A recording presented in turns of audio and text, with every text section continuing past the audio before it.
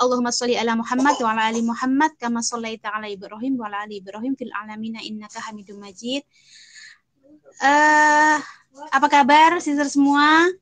Alhamdulillah ya, atas segala nikmat Allah kita bisa bertemu pada acara hari ini, yaitu webinar mengenai mengoptimalkan potensi anak di era digital dengan narasumber kita Mbak Dini Rahma Bintari. Sebelum kita memulai rangkaian acara hari ini, marilah bersama-sama kita mulai dengan membaca basmalah bersama-sama. Bismillahirrahmanirrahim. Kemudian kita lanjutkan dengan membaca surat Al-Fatihah. A'udzubillahi minasyaitonirrajim. Bismillahirrahmanirrahim. Alhamdulillahirabbil alamin. Arrahmanirrahim. Maliki yaumiddin. Iyyaka na'budu wa iyyaka nasta'in. Ihdinas siratal mustaqim. Siratal ladzina an'amta 'alaihim ghairil maghdubi 'alaihim waladdallin. Amin. Alhamdulillah, saya akan membacakan susunan acara kita pada hari ini ya. Insyaallah kita mulai dengan pembukaan. Setelah itu akan dibacakan ayat suci Al-Quran. Selanjutnya kita masuk ke materi dan nanti akan ada acara tanya jawab dan insyaallah penutup. Alhamdulillah kita sudah membuka acara kita pada hari ini, pada pagi hari ini. Kemudian akan kita lanjutkan dengan pembacaan tilawah surat Al-Luqman ayat 13 sampai 15 kepada Kak Cut Mahalayati. Saya persilahkan. Silahkan Kak Cut. Jazakallahu khairan. A'udzu billahi minasyaitonir rajim. Bismillahirrahmanirrahim. Wa idh qala Luqmanu libnihi wa huwa ya'idhuhu ya bunayya la tusyrik billah inna syirka la zulmun 'azim. ووصينا الإنسان بوالديه حملته أمه وهنا على وهن وفصاله في عامين أن اشكر لي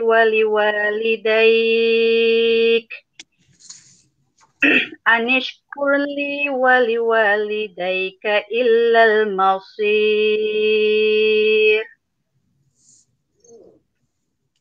وإن جاهداك على أن تشرك بي ما ليس لك به علم فلا تطعهما وصاحبهما في الدنيا معروفا واتبع سبيل من أناب إلي ثم إلي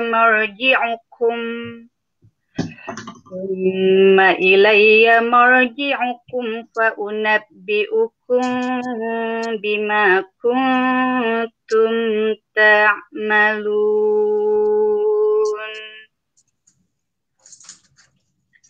Bismillahirrahmanirrahim. Luqman ayat 13. Dan ingatlah ketika Luqman berkata kepada anaknya di waktu ia memberi pelajaran kepadanya, hai anakku, janganlah kamu mempersekutukan Allah. Sesungguhnya mempersekutukan Allah adalah benar-benar kezaliman yang besar. Dan kami perintahkan kepada manusia berbuat baik kepada kedua orang tua, ibu bapaknya. Ibunya telah mengandungnya dalam keadaan lemah yang bertambah-tambah dan menyapihnya dalam 2 tahun. Bersyukurlah kepadaku dan kepada 2 orang ibu bapakmu, hanya kepadakulah kembalimu. Dan jika keduanya memaksamu untuk mempersekutukan dengan aku sesuatu yang tidak ada pengetahuanmu tentang itu, maka janganlah kamu mengikuti keduanya. Dan pergaulilah keduanya di dunia dengan baik dan ikutilah jalan orang yang kembali kepadaku. Kemudian hanya kepadakulah kembalimu, maka kuberitakan kepadamu apa yang telah kamu kerjakan. Alhamdulillah.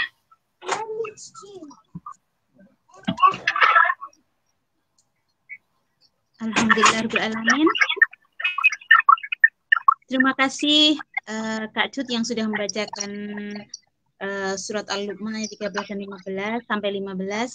Semoga Allah limpahkan pahala dan keberkahan kepada Kak Cut yang membaca dan kepada sister semua sudah mendengarkan. Alhamdulillah kita sudah menyelesaikan agenda pembukaan dan pembacaan ayat suci Al-Quran. Insya Allah kita akan segera memasuki acara utama kita pada pagi hari ini, yaitu webinar mengenai mengoptimalkan potensi anak di era digital yang akan disampaikan oleh Mbak Dini Rahma Bintari. Sebelum saya berikan kesempatan kepada Mbak Dini, saya akan bacakan sedikit mengenai biodata beliau ya.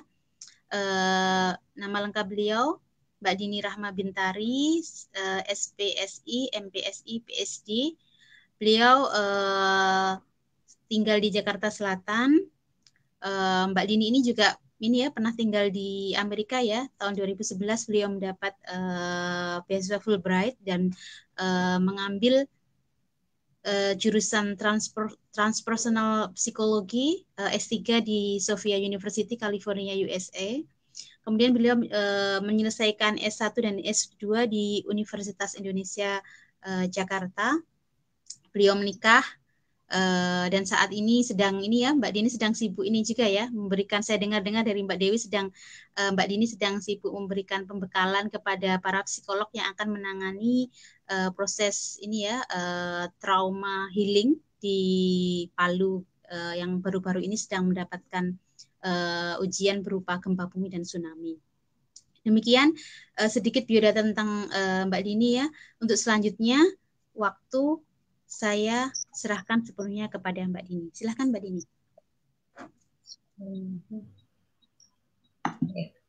Ya, Bismillahirrahmanirrahim. Rabbi shrah li sadri wa yassir li amri wahlul lisani yafqahu qawli. Assalamualaikum warahmatullahi wabarakatuh.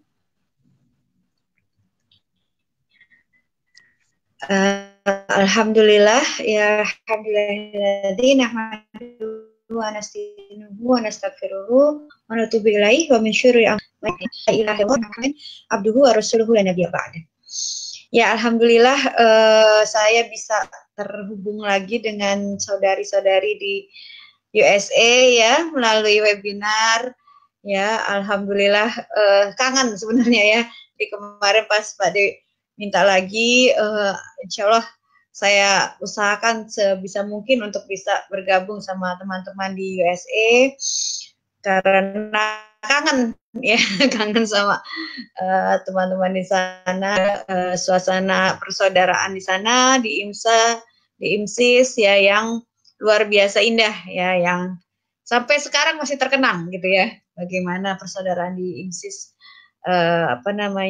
di tengah budaya yang berbeda ya, kita bisa bersama-sama dalam Islam.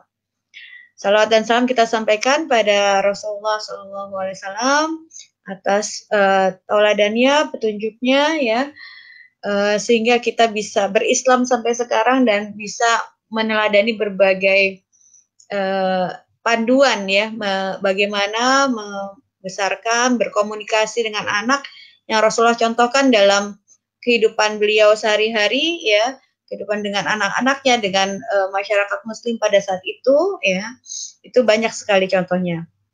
Selain tentu saja yang tadi sudah dibacakan, yang sudah termasuk dalam Al-Quran ya, seperti nasihat Luqman terhadap anak-anaknya, nasihat Nabi Ibrahim ya, doa-doa beliau ya, dan juga berbagai contoh lainnya dalam Al-Quran. Ya, hari ini saya memenuhi ya permintaan teman-teman tentang bagaimana menghadapi anak di era digital. Nanti mungkin Mbak Dewi bisa memberikan ya ada buku saku yang sudah dibagikan secara online oleh kementerian di Indonesia tentang bagaimana mendidik anak di era digital ya, nanti akan di slide kedua akan saya berikan. Tapi sebelumnya kalau kita mau membicarakan potensi anak ya, bagaimana mengoptimalkan potensi anak ya di era digital ya. Bagaimanapun dalam mendidik kita tugasnya adalah dapat amanah ya, namanya punya anak itu mendapat amanah agar anak ini menjadi anak yang soleh-solehah, bisa bermanfaat buat masyarakat ya, dan tentu saja mengoptimalkan apa-apa yang Allah sudah berikan ya. Kalau tadi di surat Luqman ya, tadi yang dibacakan tentang bagaimana beriman gitu ya. Tapi kalau kita baca ayat ke bawahnya lagi di Luqman itu adalah tentang pengetahuan. Setelah itu berbagai kejadian alam yang harus diakui ya, dan diajarkan di dalam Islam ya. Tapi didahului dengan menasehat tentang keimanan ya. Nah, ini yang potensi-potensi ini yang perlu difahami dulu ya sebelum kita kemudian memasuki era digital ini ya.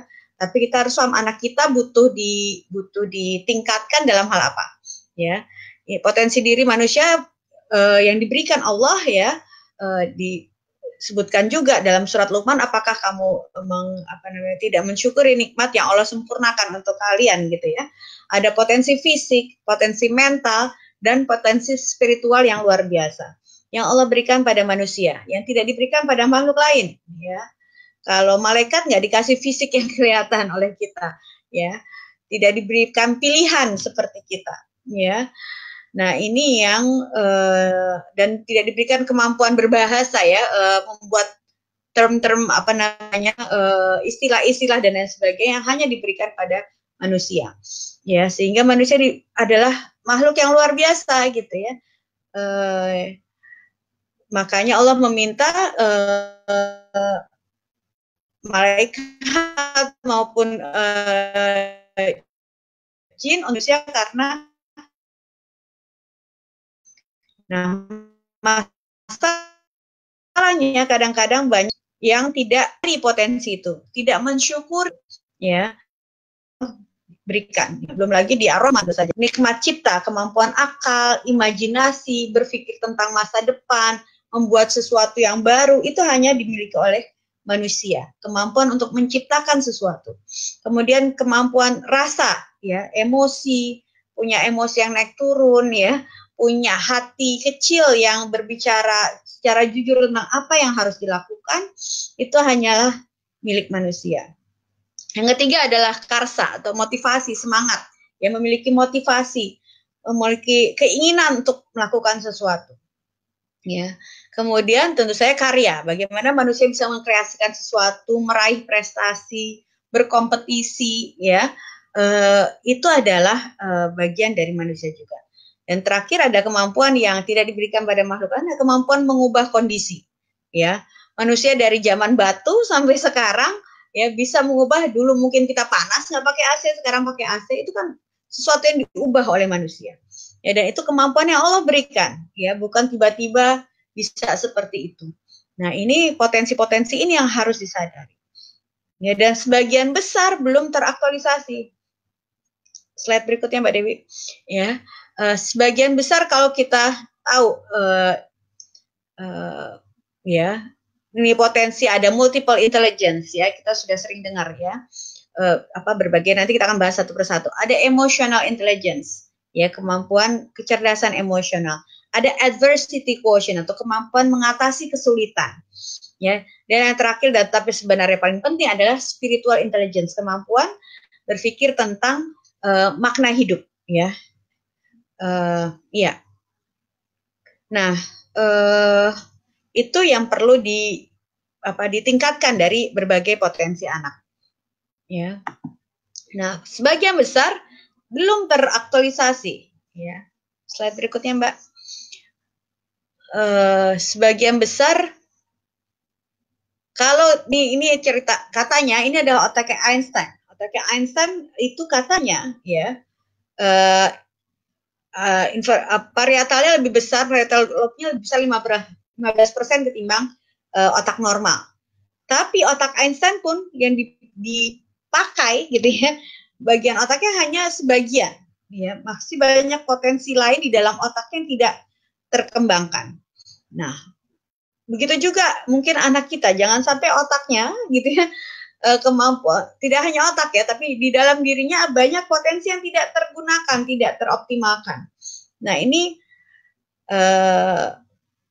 jangan sampai terjadi. Ya. Kalau bercanda ini otak orang Indonesia katanya masih orisinil, belum dipakai. Berikan otak yang sangat potensial untuk bisa dikembangkan.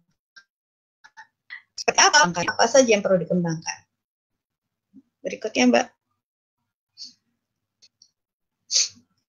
Ya. Jadi kita perlu mengenali potensi anak kita, ya. Apa sih bakatnya? Apa sih kemampuannya? Ya. Dan menerima bahwa ada potensi, pasti ada. Kalau anak kita kok ini nggak cocok, itu nggak cocok, itu apa ya potensinya? Kita harus teruskan bahasa niche-nya, intinya, potensinya, apa yang dia bagus, apa yang good at, gitu ya, bagus untuk dikembangkan, dan apa yang dia berbakat untuk menjadi potensi dia untuk berkembang di masa yang datang untuk menjadi orang yang mandiri. Nah itu kita perlu cukup sabar ya untuk memahami kemampuan dan bakat anak. Kadang-kadang kalau kita kasih anak course gitu ya, kursus-kursus, oh ini sebentar dia belum ini ternyata saya nggak jago di sana. Meskipun kita sudah coba 3 bulan, 6 bulan, oke. Ya, berarti mungkin bukan di situ. Kita coba lagi dia kursus yang lain untuk lihat di situ. Ya. Ini butuh kesabaran orang tua untuk melihat kemampuan dan bakat. Ya, baik, nggak bisa juga gitu. Udah nggak usah ngapa-ngapain gitu ya. Tidak sabar untuk mencari kemampuan dan bakat anak. Ya, belum lagi kalau keterbatasan misalnya kemampuan orang tua untuk membiayai dan lain sebagainya. Tapi sebenarnya ada jalan kalau ada kemauan. Ya, ada satu kisah di Asian Games kemarin yang atlet sepak takraw gitu ya, kembar yang orang tuanya adalah pemulung. Mereka kok susah sekali hidup ya gitu ya. Dulu waktu kecil mereka disuruh mulung ya. Itu kemudian mereka berusaha untuk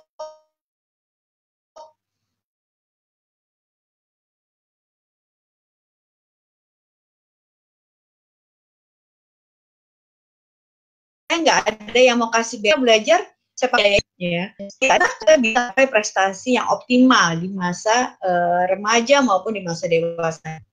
Ya, jadi terus mencari dan menggali potensi anak. Ya. Kemudian berani mencoba berbagai hal yang positif. Jadi kita berikan kebebasan selama yang diinginkan anak itu hal yang positif ya. Seringkali orang tuanya yang nggak berani, jangan ikut itu bahaya gitu ya, jangan ikut ini ya, padahal itu hal yang positif. Nah ini ibu-ibu harus bisa menyabarkan hati untuk membiarkan anaknya berani mencoba ya. Anak saya biarkan ikut pencinta alam yang besar ya, anak perempuan ya. Tapi pada saat saya ke dokter anak untuk minta izin dia naik gunung, dokter anaknya bilang, Bu, kok dikasih sih naik gunung? Dokternya dokter rumah sakit swasta. Saya berani untuk mencapai hal yang positif.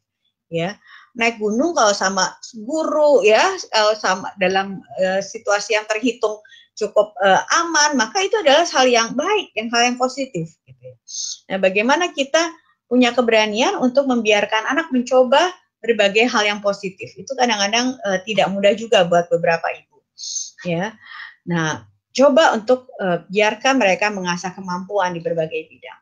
Kemudian buat anak memiliki tujuan hidup yang jelas. Ya, seringkali yang jadi masalah di masa remaja ke mahasiswa, kalau anak ini nggak punya tujuan, dia suruh belajar, nilainya bagus, tapi sebenarnya tidak tahu mau jadi apa. Ya, kalaupun tahu jadi apa, terus berhenti pada cari uang. Ya, pada titik tertentu cari uang bukanlah tujuan hidup yang cukup jelas. Makanya tadi di surat Luqman tujuan hidup yang jelas adalah untuk Allah gitu ya, bersyukur pada Allah gitu ya. Itu tujuan hidup yang lebih jelas, lebih sebenarnya jelas tapi nggak jelas gitu ya. Jelas tapi kita perlu menjelaskan dengan bahasa yang difahami anak ya, apalagi di usia nanti remaja dan berikutnya. Tapi dari kecil pun bisa, untuk Allah ini, untuk kebaikan ya, untuk dapat pahala agar kamu sehat ya.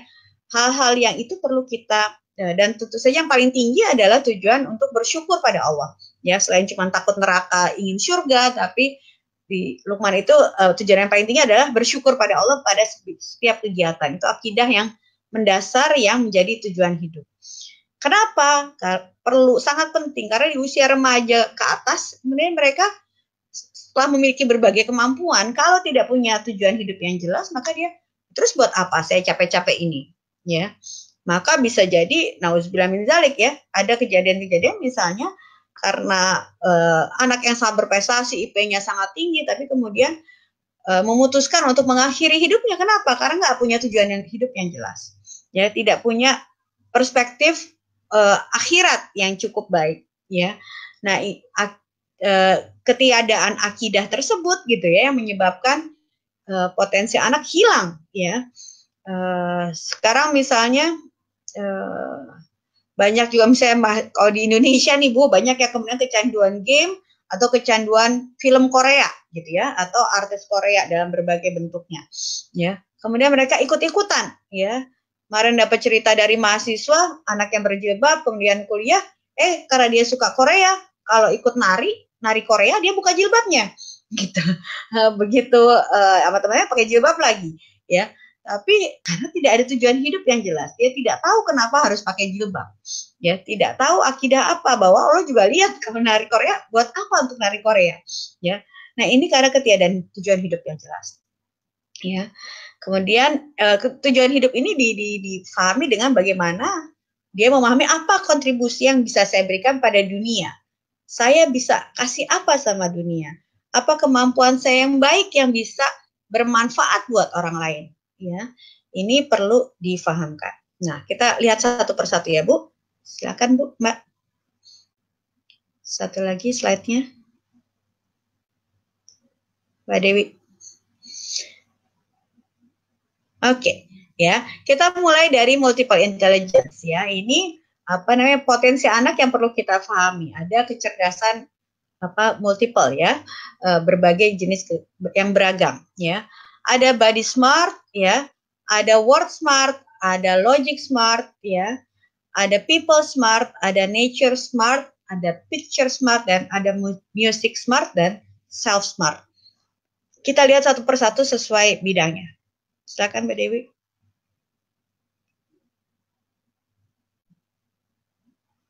Diklik satu lagi. Ya, kita akan mulai dengan logical mathematical ya, yang fungsi akal, kecerdasan fungsi akal yang seperti biasa kita pahami. Ya, verbal linguistik ya, kemampuan verbal linguistik abilities. Ada anak yang nggak usah diajarkan, bahasanya bisa beragam ya. Baca cepat, bisa menulis cerita, mengingat ya. Bisa memahami bahasa dengan baik ya. Ini ada anak yang berbakat dalam bidang tersebut. Berikutnya. Ada anak-anak yang juga Mbak Dewi, ya dalam logical matematika ini kadang-kadang ini yang sangat dihargai oleh kebanyakan orang tua. Bisa matematika, pinter, logis. Oh ya, anak saya pinter. Ini yang dianggap pintar satu-satunya pada orang tua di masa yang lalu gitu ya. Oh, kalau pinter matematik pasti bisa apapun. Ya padahal nggak juga. Nggak semua. Bukan orang yang bisa matematik bukan berarti bisa segala hal, tidak ya. Ini ada kemampuan logika matematika yang sangat dibutuhkan ya, tapi nggak bisa menjawab perkalian dengan cepat misalnya ya. Atau bisa berikutnya juga terkait dengan silakan Mbak Dewi. Visual spasial. Ini anak-anak yang tidak perlu GPS bisa nyampe ke suatu tempat ya. Ini kadang-kadang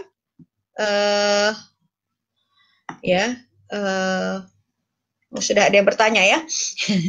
Oke. Visual spasial ya, spatial adjustment ini saya di mana bisa gambar perspektif ya, atau bisa yaitu tadi GPS. Nah ini kalau nanti kita kaitkan dengan era digital, apakah kemampuan ini berkembang atau menurun gitu ya dengan era digital? Ya, ada yang bisa main apa cube game yang kotak-kotak itu ya, sangat cepat ya. Itu juga spasial. Silakan Mbak Dewi.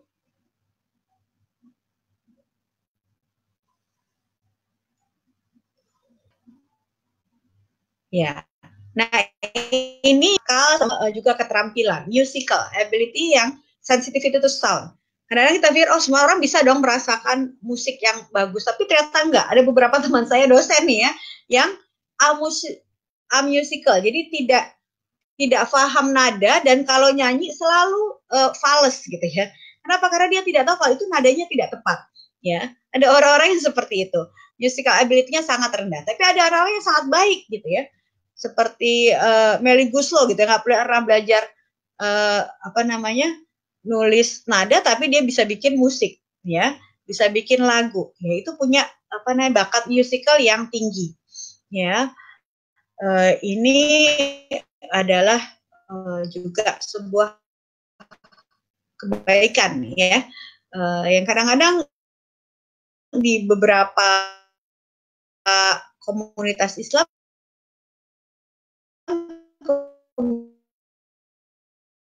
agak diredam gitu ya, karena musik nggak boleh, ini nggak boleh. Tapi padahal ritme nada ya, padahal Quran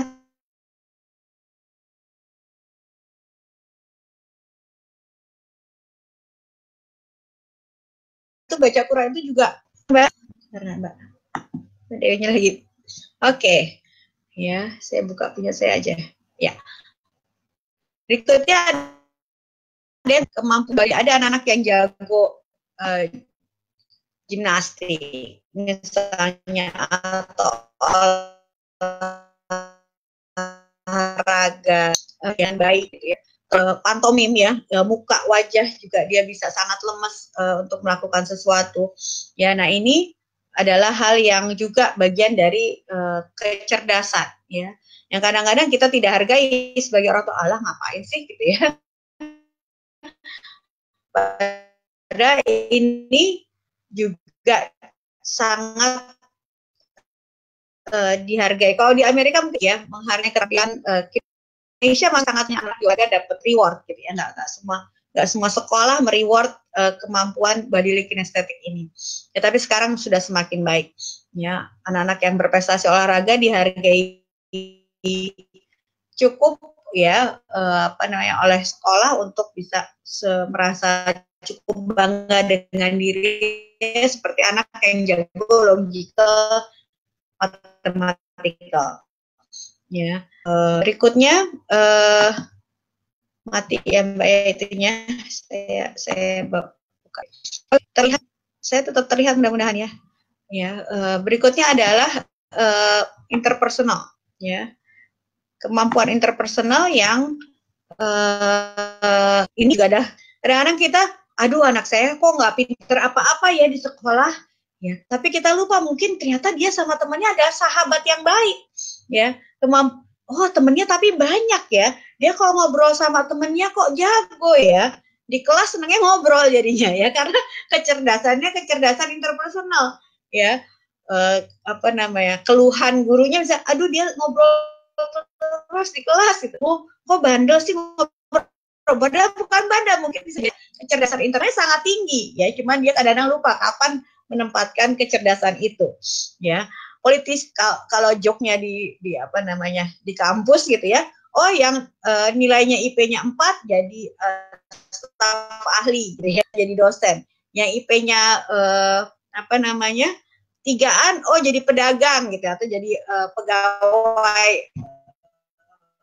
apa negara gitu ya, administratif. Jadi politician ya.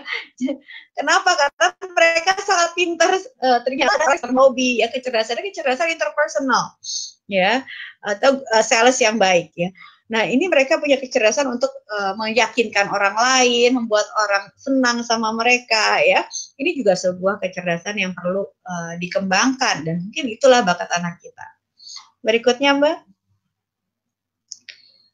Ya. Nah, yang berikutnya ada kecerdasan intrapersonal ya, kemampuan untuk introspeksi, self-reflective. Anak-anak yang kadang kok terlalu filosofis ya, gitu ya. Tapi juga dia memahami apa sih saya bagusnya di mana, ya. Ini kalau psikolog juga bagus nih punya ini ya, dia punya keterampilan intrapersonal. Dia memahami, kan kejadian-kejadian. Mungkin jadi ustadz juga bagus ya, karena dia bisa ke arah memikirkan, oh ini apa maknanya ya. Oke. Berikutnya ya, kecerdasan naturalistik. Anak yang kalau kok tiba-tiba hilang, oh ada di taman gitu ya, senang ngeliatin tanaman ya, senangnya ada di hutan gitu ya, kayaknya kalau kita camping bareng dia happy banget gitu ya. Begitu di kelas kok kayak gitu, rasanya seperti dikekep ya. Nah ini, atau misalnya begitu dia punya binatang, dia bisa bertanggung jawab dengan binatangnya ya. Sekarang yang bukan apa Caesar Milan gitu ya, itu dia naturalistik ya, atau Cat 101 mungkin ya, tontonannya kok apa namanya, sangat pintar bergaul dengan binatang ya. Ini juga keterampilan yang kalau di Quran ya, contoh maksimalnya, optimalnya adalah Nabi Sulaiman gitu ya, bisa berbicara dengan binatang ya. Jadi kecerdasan naturalistiknya sangat-sangat tinggi ya. Ini bisa sangat banyak tempat buat mereka ya. Saya punya ponakan satu disuruh kuliah macam-macam, nggak mau, saya maunya peternakan gitu ya. Padahal kita buat customer service atau apa ya, anaknya sangat bagus interpersonalnya. Tapi ternyata dia juga naturalistik, dia sangat senang berburu ya, ke hutan sama bapaknya ya. Karena ternyata dia punya kecerdasan naturalistik yang selama ini kita tidak pandang sebagai sesuatu yang hebat gitu ya. Ternyata itu juga keterampilan yang dia miliki dan dia ingin kembangkan. Oke.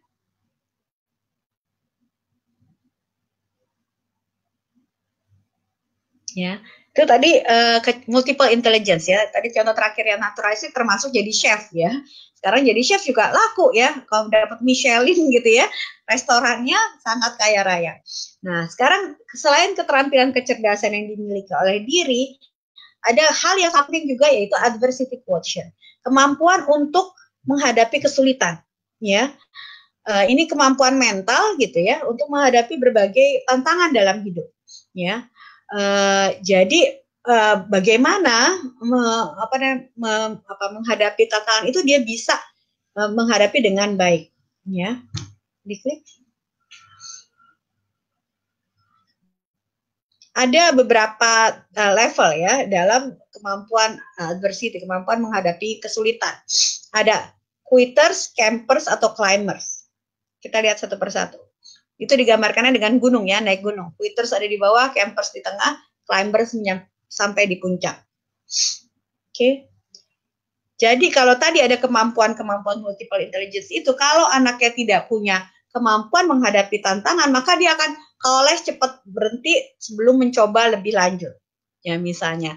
Atau lomba, dia padahal bagus lari, tapi sekali kalah dia berhenti. Nah itu masuk ke quitter. Ya, gampang menyerah ya.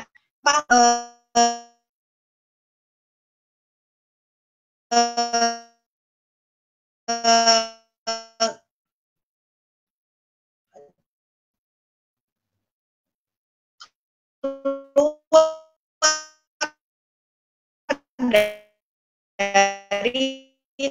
tantangan, ya, nggak mau meraih kesempatan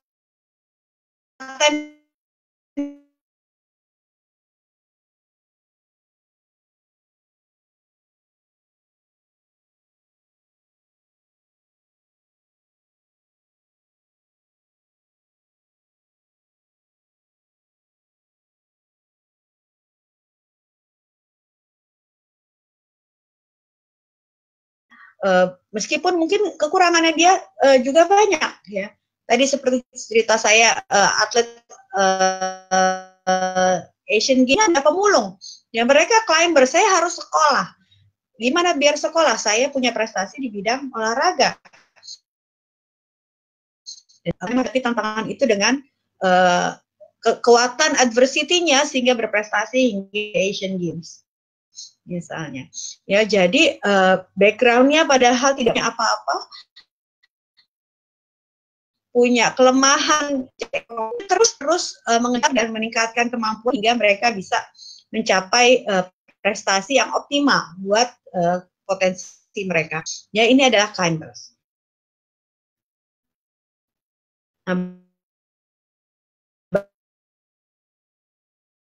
Bagaimana kita kan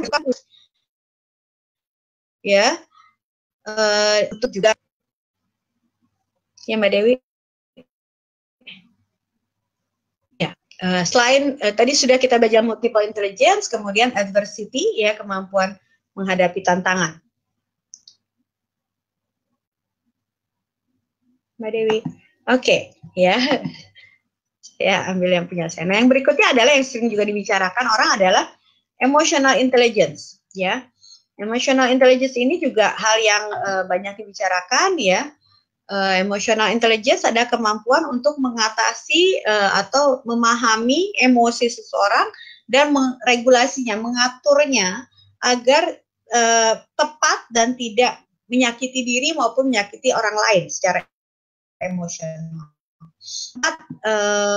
Empat sisi dari emotional intelligence, ya. Pertama adalah perceiving emotion, menangkap emosi, ya. Dia bisa paham nggak? Oh, ini sedih loh, ini marah loh, dan dia bisa menangkap emosi orang lain, ya. Oh, orang lain sedih, orang lain marah, misalnya, ya. Itu dia bisa punya kemampuan untuk menangkap itu. Dari kecil kita ajar, oh, kamu sedih ya, ya. Jadi dia bisa point out, kita bisa merasakan, oh, ini saya sedih. Film yang bagus tuh film apa namanya? Film kartun Inside Out, ya, untuk memahami bagaimana emosi, ya, itu bisa ditonton lagi mungkin, ya, bagaimana emosi itu waktu kita kecil sangat sangat dasar, ya, sedih, marah, takut, gitu, ya, kemudian tambah jijik, ya. Nah, begitu besar emosi itu kemudian menjadi overlapping, gitu, ya, bertumpuk dalam satu kejadian, bisa kita sedih, bisa kita marah, ya. Nah, itu adalah kemampuan perceiving emotion, menangkap emosi diri sendiri maupun emosi orang lain. Berikutnya adalah bagaimana seseorang mampu memahami emosi, ya. Selain ditangkap, dia paham, oh, marah itu karena apa, ya. Marah itu karena apa. Kemudian saya marah, oh, saya marah kenapa? Oh, karena hal ini, ya. Kadang-kadang ada orang yang aku keselnya kenapa? Nggak tahu, kesel aja. Nah, itu dia berarti belum understanding emotion. Kita perlu, apa sih kejadian yang kamu alami sehingga kamu merasa kesel, ya. Nah, itu kita membantu dia untuk memahami emosi, ya. Nah, setelah itu adalah menggunakan emosi, bukan untuk memanipulasi, tapi menggunakan emosinya. Oh, saya sedih, misalnya, gitu. Dia paham dia sedih, dia tahu kenapa sedih, kemudian dia bisa mengatakan, Mama, saya sedih kalau Mama begini. Mama, saya marah kalau melihat begini. Ya, jadi dia memahami emosinya, mengetahuinya, dan kemudian menjelaskannya pada orang lain. Atau misalnya dia menggunakan memahami emosi orang lain, kemudian, oh mama lagi marah, jadi saya nanti aja misalnya, atau ini bukan saat yang tepat gitu ya untuk mengatakan emosi saya, atau justru saat yang tepatnya kapan. Ya, jadi dia bisa memahami emosinya sekaligus mengekspresikannya pada cara tepat. Itu masuk ke kemudian ke managing emotion, menahan marah, kapan dia menyatakan marahnya dan sebagainya. Si emosional dan emosi. Ya.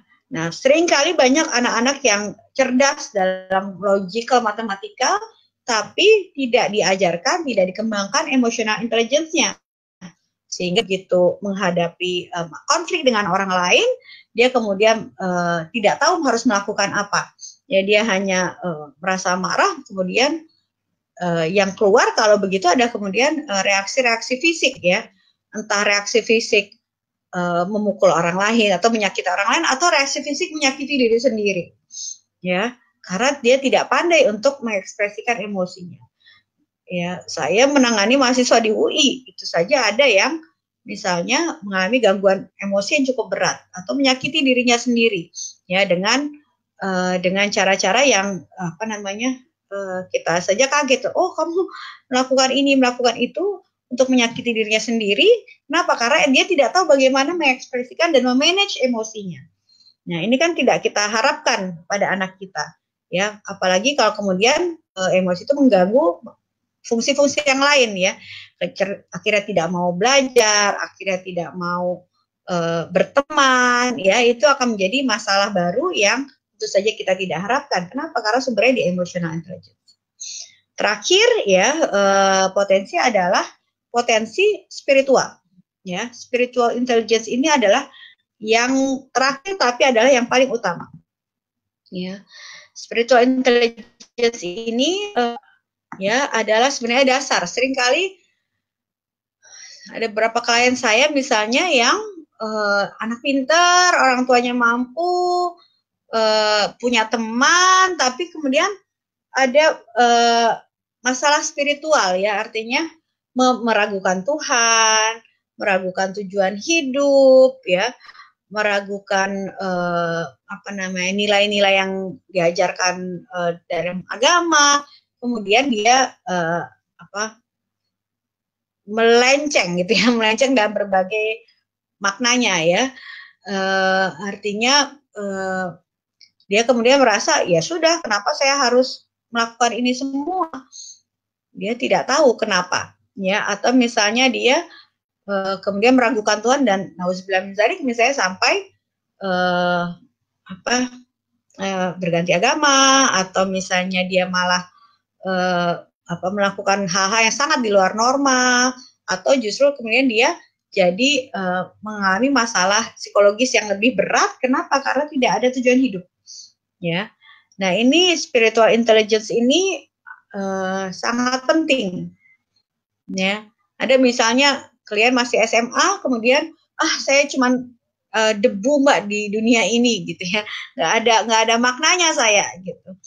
Ditangani psikolog, kemudian diminta juga dia melakukan kegiatan sosial, ya, agar dia kemudian ternyata saya ada gunanya toh di dunia ini, ya, ternyata saya bisa memberikan sesuatu loh, ya. Itu kemudian dia memiliki makna dalam hidupnya, sehingga dia kemudian ya sudah, saya bisa melakukan banyak hal buat orang, saya mau hidup terus, ya. Padahal tadinya saya udah kayak debu Mbak, saya mau mati aja gitu ya. Itu karena apa? Karena masalah spiritual yang tidak berkembang dengan cukup baik, ya. Nah, bagaimana kita mengoptimalkan itu semua? Sebenarnya dari dulu itu semua hal-hal yang perlu dikembangkan orang tua, tapi tantangannya bertambah karena masalah tantangan lain, yaitu di era digital. Kita masuk ke PowerPoint yang satunya dari halaman 7, Mbak Dewi, ya. Nah, di PowerPoint berikutnya, ya, tentang era digital, ya. Sebentar, saya menemukan halaman ini. Ya. Kita sudah tahu lah, ini sekarang kita juga menggunakan digital, ya. Menggunakan halaman 7 Mbak, langsung, ya. Menggunakan conference video gitu ya. Kita menggunakan ini untuk meraih pengetahuan, ya, meraih pengetahuan yang kita harapkan bisa memperkaya kita. Nah, bagaimana anak kita juga menggunakan era digital ini untuk hal yang seperti ini. Nah, kita bagaimana mengarahkannya? Ya, tentu saja. Silakan Mbak, langsung dilanjut saja. Ya, lanjut ya. Oh, ini 10 yang ini. Terus Mbak, langsung masuk ke itu 10 di itunya PowerPoint-nya. Saya salah. Oke, ya. Setelah itu, ya, oke, stop di situ Mbak. Halaman 14. Oke, ya, bagaimana kita menjadikan digital. Kadang-kadang ada orang tua yang salah kaprah, udah nggak boleh sama sekali pegang gadget gitu ya. Nah, tentu saja ini akan jadi masalah kalau anaknya kemudian malah diam-diam menggunakannya di belakang kita, ya. Ada satu teman anak saya yang orang tuanya, oh nggak boleh nonton yang lain di rumahnya, hanya yang dibuka hanya channelnya hanya Disney, padahal dia sudah SMA, ya. Jadi anak SMA masih suruh nontonnya hanya Disney gitu ya. Tentu saja dia akan mencari jalan lain gitu ya untuk mendapatkan informasi, ya. Dia kemudian di belakang ibunya ya tentu saja nonton YouTube yang ibunya sebenarnya larang. Nah, kalau anak sudah di belakang orang tua tidak jujur, nah itu menjadi masalah yang lebih besar, ya. Kita tidak ingin malah digital itu, teknologi itu membuat anak kita berbohong sama kita, gitu ya. Kemudian bahkan melakukan hal-hal yang di luar norma yang kita tetapkan, ya. Nah, bagaimana membimbing anak agar satu yang paling penting adalah akidah dan kejujuran, gitu ya. Sehingga kalaupun dia melakukan sesuatu yang di luar norma kita, dia berani cerita dan berani mengakui kesalahannya, ya. Jadi sumber informasi tidak kita halangi, ya, tapi kita kasih pagar. Pagarnya apa? Pagar. Bagaimana kita memagari? Allah lihat. Itu adalah modal dasar, gitu ya, modal dasar untuk memagari anak kita, ya. Kalau dia bisa jujur sama kita pada banyak hal, maka insya Allah dalam teknologi digital pun dia bisa jujur, ya. Oke, ya. Teknologi digital bisa jadi sumber informasi, membangun kreativitas, ya, ini yang kita harapkan, ya. Sebentar, ya. Nah, bagaimana kita memahamkan anak tentang hal tersebut, ya. Bisa jadi pembelajaran jarak jauh seperti sekarang, ya, usaha dan sebagainya. Nah, anak sebagai generasi digital ini tentu saja punya keinginan untuk online gitu ya bersama teman-temannya. Bahkan tugas-tugas pun di usia SMA sudah gurunya berikan dalam bentuk online, ya, atau bahkan di uploadnya pun tugasnya secara online. Nah, ini tentu saja kita tidak mungkin menutup anak untuk melakukan atau menggunakan teknologi. Oke, terus Mbak. Nah, terus bagaimana kita di setiap usia itu, ya, terus Mbak. Nah, tadi ya, ingat lagi bahwa ada, terus Mbak, ada multiple intelligence, ya. Nah, bagaimana kita meningkatkan setiap multiple intelligence itu, ya, dalam konteks digital. Lanjut Mbak, biarin lanjut aja. Ini info-info saja dari buku itu, ya. Nah, ya. Jadi yang perlu kita lakukan adalah memagari anak, ya. Kalau melindungi ada saat-saat di mana kita tidak ada, tapi kalau kita kasih pagarnya itu anak bisa memagari dirinya sendiri, ya. Klik. Sekarang YouTube sudah banyak yang baik juga, gitu ya.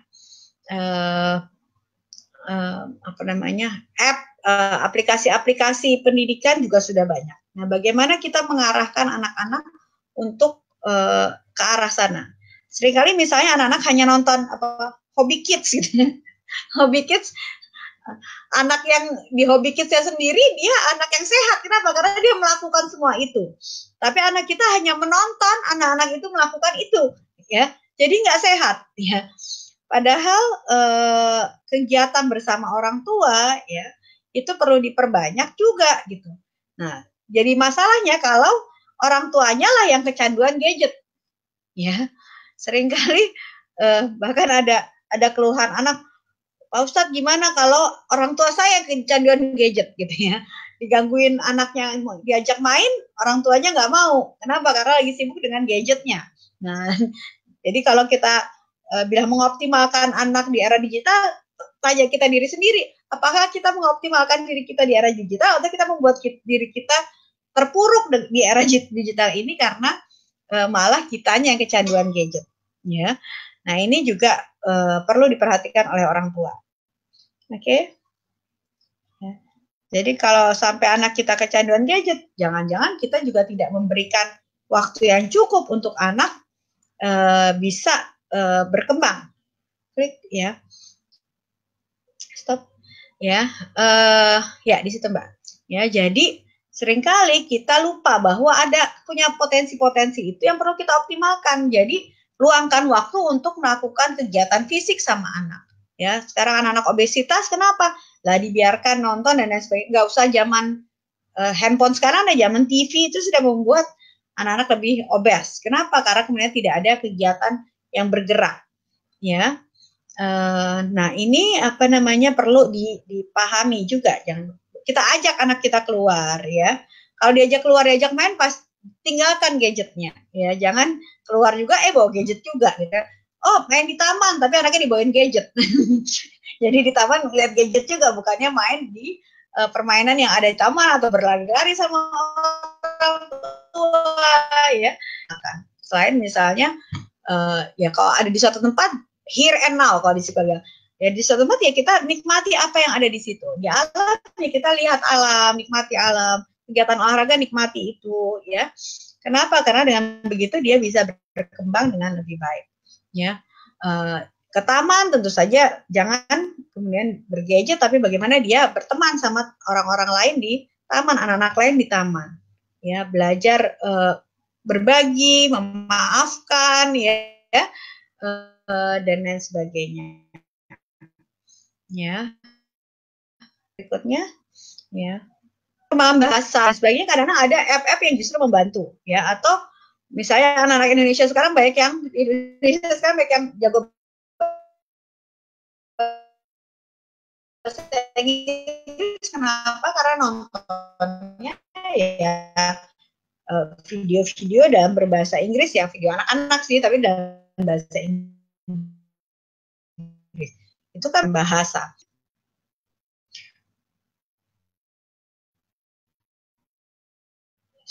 Sudah 1 jam. Klik Mbak. Lanjut.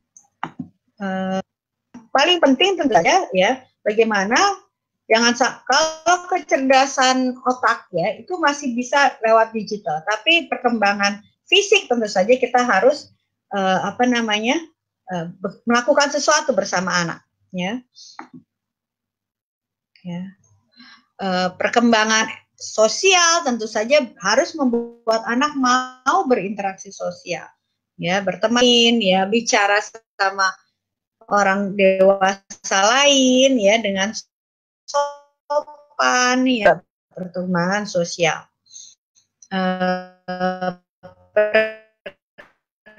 Perkembangan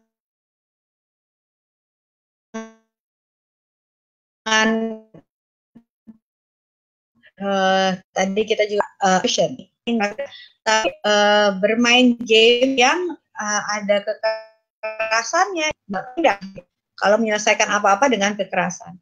Ya, kemarin baru ada kejadian di Indonesia yang ibunya meninggal karena anaknya yang berkebutuhan khusus kemudian melakukan kekerasan terhadap ibunya.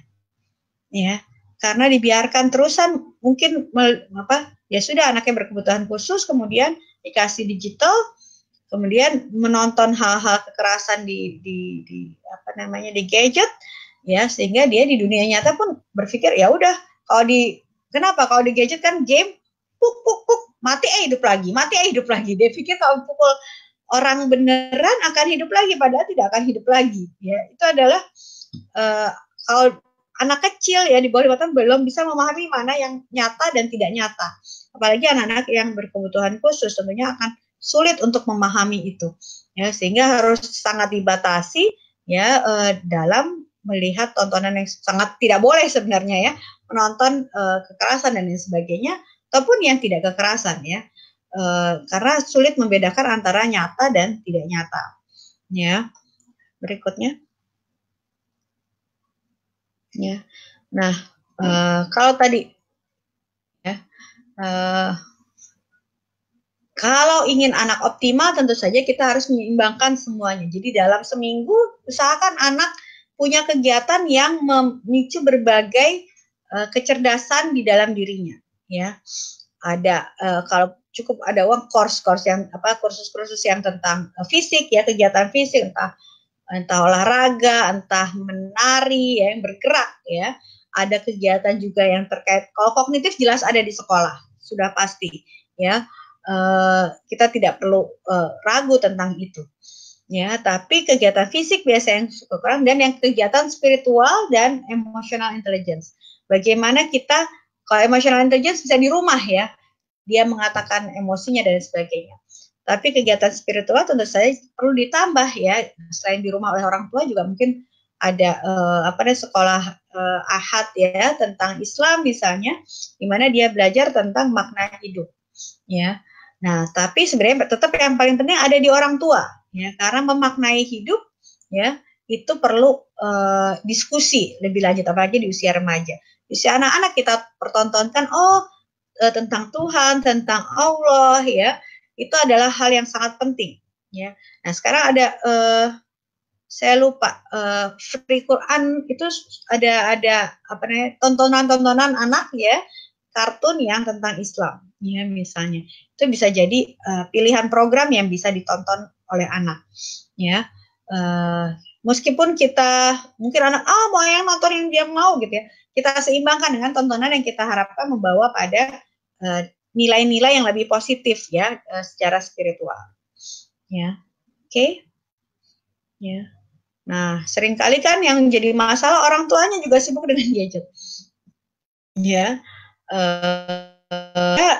Aktivitas anak bersama kita juga terkurangi. Kita harus mau ya, ada saat-saat dimana gadget kita ditaruh hingga orang-orang menghubungi nggak bisa. Ya sudah, yang penting anak saya jauh lebih penting ya. Itu yang saat-saat dimana kita harus juga punya punya keberanian untuk memprioritaskan anak kita ketimbang gadget kita.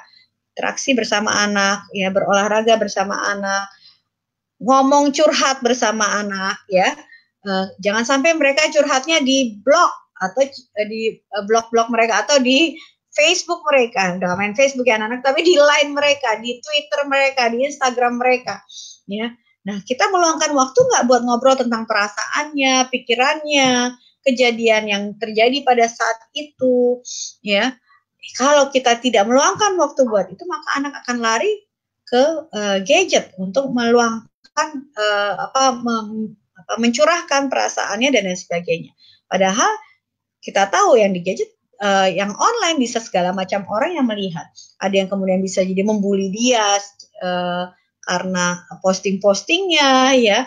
Ada yang misalnya justru predator-predator online yang melihat ini anak emosional, bisa dikelabui nih untuk diperalat dan lain sebagainya, ya.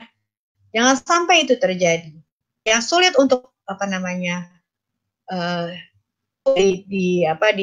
ditutup adalah emotional intelligence, ya, interpersonal dan sosial, tentu saja kebutuhan dengan berhubungan dengan orang lain, dan juga spiritual intelligence, ya. Secara kognitif itu semua bisa ada di digital, tapi secara emosional tetap harus ada interaksi dengan orang tua di mana dibicarakan hal-hal tersebut dan kita lihat sampai di mana pemahamannya untuk kita bisa tingkatkan, optimalkan hingga dia menjadi orang yang optimal dalam hal spiritual emosional, ya. Nah ini yang perlu kita lebih tingkatkan sebagai orang, karena yaitu saya banyak mengalami yang di usia-usia kuliah ya, kemudian kehilangan tujuan hidup, kehilangan arah ya, atau kehilangan kemampuan untuk mengatasi emosi, tidak berkembang dengan baik.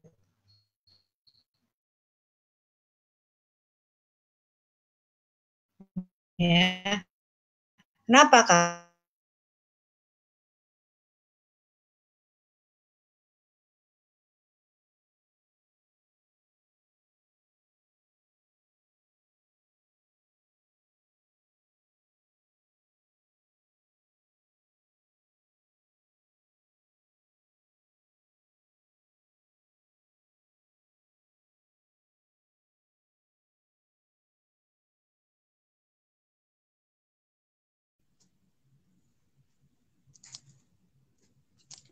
Halo, Mbak Dini.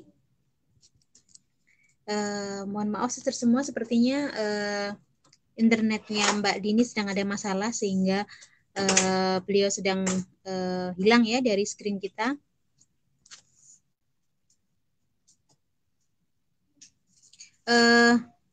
Sambil menunggu, silahkan semua persiapkan pertanyaan ya. Insya Allah nanti setelah Mbak Dini selesai presentasi, kita akan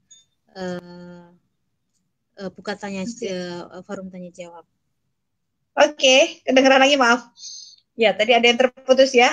Jadi mudah-mudahan kita bisa meluangkan waktu ya buat anak kita untuk merefleksikan, bercerita untuk hal-hal yang terutama emosional, karena hal-hal itu tidak bisa didapatkan via gadget ya. Itu harus dari orang tuanya yang meluangkan waktu untuk berbicara bersama anak ya, untuk merefleksikan itu semua. Silakan Bapak, ada Bapak tuh kayaknya ya. Apa statusnya aja yang Bapak? Bapak-bapak, ibu-ibu, kalau mau ada pertanyaan. Oh ya, di buku saku itu ada untuk tiap usia harusnya apa dan lain sebagainya, silakan dibaca saja. Pertanyaan silakan Mbak. Tadi kayaknya di atas ada yang punya pertanyaan ya. Ini ya. Dari Keke Abdullah ya. Benar nggak Mbak Nia? Seberapa lama tahu bidang tertentu itu kayaknya bukan potensi anak kita.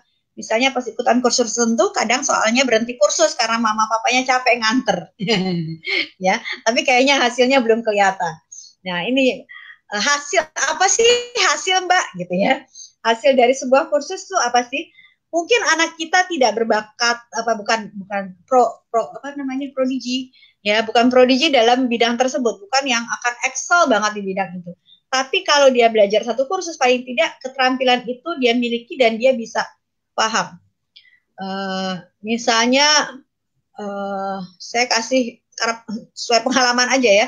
Anak saya misalnya yang besar, secara fisik dia suka kurang seimbang dulunya ya. Nangkep bola tuh nggak bisa gitu tadinya.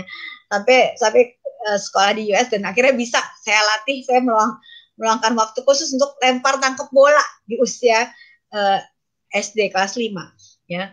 Jadi belajar ice skating, mungkin dia tidak akan menjadi skater yang bisa kompetisi gitu ya, tapi dia berlatih keseimbangan ya, itu hasilnya ya dengan ikut ice skating misalnya ya. Jadi target kita bukan target olimpiade ibu bapak ya, target kita apakah dia sudah optimalis tuh, dia sudah bisa keseimbangan, sudah ya. Itu target kita belajar misalnya satu kegiatan fisik ya. Jadi kalau sudah sampai situ, ya sudah, dan anaknya kemudian tidak mau lagi, ya sudah, berhenti gitu ya. Kalau memang dia inginnya hanya sampai di situ. Tapi juga jangan cepat-cepat diputus. Saya biasanya paling enggak 6 bulan, biarkan dia belajar 6 bulan ya. Satu kursus misalnya kalau di Indonesia kan pakai semester ya. Jadi ya di sekolahnya 1 semester itu ya. Tapi ada keterampilan-keterampilan yang tetap Kalau di Indonesia sekarang bukan lagi panahan gitu ya, berenang gitu ya, karena itu sunnah katanya gitu ya. Padahal tidak harus panahan, tapi target setting ya itu adalah juga hal yang penting. Tapi kalau berenang jelas berenang gitu ya. Kenapa? Karena ya kalau di darat masih bisa lari, nggak harus naik sepeda, tapi harus lari gitu. Tapi kalau misalnya di laut tentu saja harus berenang. Nah, ada keterampilan yang mungkin dia nggak jadi perenang olimpiade, tapi dia bisa berenang, paling nggak di air dia nggak akan tenggelam. Udah targetnya itu udah hasilnya gitu ya. Jadi kadang-kadang kita juga perlu lebih realistis, apa sih hasil yang ingin kita dapat dari sebuah kursus yang diikuti anak ya. Itu yang perlu kita lihat. Insya Allah menjawab ya, mudah-mudahan ya. Ya, terima kasih Ada Mbak Dini. pertanyaan lain? Ya, demikian tadi penjelasan Mbak Dini sudah sangat banyak dan menarik ya. Silahkan kalau ada pertanyaan-pertanyaan lain bisa diajukan. Kalau belum ada, mungkin saya juga ada satu pertanyaan nih Mbak Dini. Tadi saya menangkap tentang bagaimana kita juga selain mengenali potensi juga harus mengenali kemampuan anak kita menghadapi tantangan. Nah ini juga pengalaman saya pribadi gitu ya. Kadang-kadang anak itu dia mudah menyerah gitu. Mungkin tadi yang tipe ini ya, tipe quitter gitu. Jadi mencoba ini juga berkaitan dengan pertanyaannya Mbak Gege tadi ya. Kadang-kadang anak itu kan dia suka sesuatu di awal, tapi sebentar kemudian dia bosan gitu kan. Dia ingin berpindah ke bidang yang lain. Atau kadang-kadang ya itu ketika dia menghadapi kesulitan sesuatu, kemudian sudah ini kayaknya, apalagi saya lihat kadang-kadang anak-anak sini ya, anak-anak Amerika itu kan ini bukan, it's not me. Mungkin orang lain bisa melakukan tapi saya enggak. Jadi ada tipe-tipe yang bagaimana kita sebagai orang tua ketika kita melihat anak kita ini kok sepertinya dia kurang survive gitu. Kayaknya kalau yang orang-orang bisa survive itu karena memang terpaksa gitu, karena kondisinya yang misalnya nggak mampu atau misalnya sebagainya. Tapi kalau anak-anak yang dalam kondisi yang serba enak itu kok kayaknya ada kecenderungan lebih mudah menyerah. Nah ini gimana nih Mbak, kita sebagai orang tua bisa menumbuhkan kemampuan pada anak kita untuk menghadapi tantangan? Ya, jadi orang yang hidupnya nyaman itu kadang-kadang nggak enak juga gitu. Artinya di middle class gitu ya, seringkali karena kehidupan begitu mudah ya, kadang-kadang orang tua misalnya ibunya juga sangat ikut campur dalam pendidikan anak gitu ya, bagus gitu, tapi kadang-kadang lupa untuk membiarkan anak mandiri ya, mandiri dan juga mau punya daya juang yang tinggi. Nah, bagaimana caranya gitu ya? Tentu saja berbagai kegiatan kompetisi akan meningkatkan ya kemampuan dia untuk berusaha keras untuk mencapai sesuatu. Tapi kita juga bisa mereinforce itu di rumah. Ya, bagaimana kita kasih sedikit kalau kamu bisa itu misalnya sampai titik itu saya kasih reward apa ya misalnya. Nggak harus jadi juara misalnya, jadi Indonesia juara OSN, enggak, tapi kamu mencoba untuk ikutan saja gitu ya, dan kamu mencoba dengan usaha kasih reward misalnya gitu ya. Jadi kita kasih reward kecil-kecil ya, sehingga dia bisa kemudian menjadi camper, paling nggak naik sedikit ya. Nanti dari situ ternyata dia merasakan kenyamanan di satu tempat, kita reward lagi, kita ajak lagi ke tempat yang lebih tinggi ya. Nah ini yang perlu. Nah kalau les atau kursus kita itu memang yang diinginkan anak atau diinginkan orang tua. Nah, kalau ujungnya udah diinginkan orang tua, ya tentu saja anak merasa bukan aku ya, maka kemudian dia akan sangat mudah untuk quit. This is not me gitu. Tapi kita coba, kita kasih lihat misalnya, kalau apa bagusnya misalnya menjadi atlet, seru ya Kak jadi begini, seru ya jadi begitu. Di usia agak lebih besar bisa kita suruh baca tentang biografi orang-orang ya. Selain itu, kalau tadi di surat Luqman dibuat menjadi orang yang bersyukur ya. Gimana caranya? Dari kecil kita bawa untuk melihat orang yang lebih punya masalah dari dia ya. Kita kasih cerita-cerita orang yang usahanya keras kemudian berhasil ya. gampang KFC aja tuh misalnya gitu ya.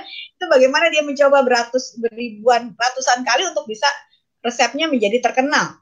Ya, sekarang baru dapat hasilnya. McDonald kemarin tuh ada juga filmnya ya. Saya kemarin nonton filmnya apa judulnya, The Founder judulnya ya.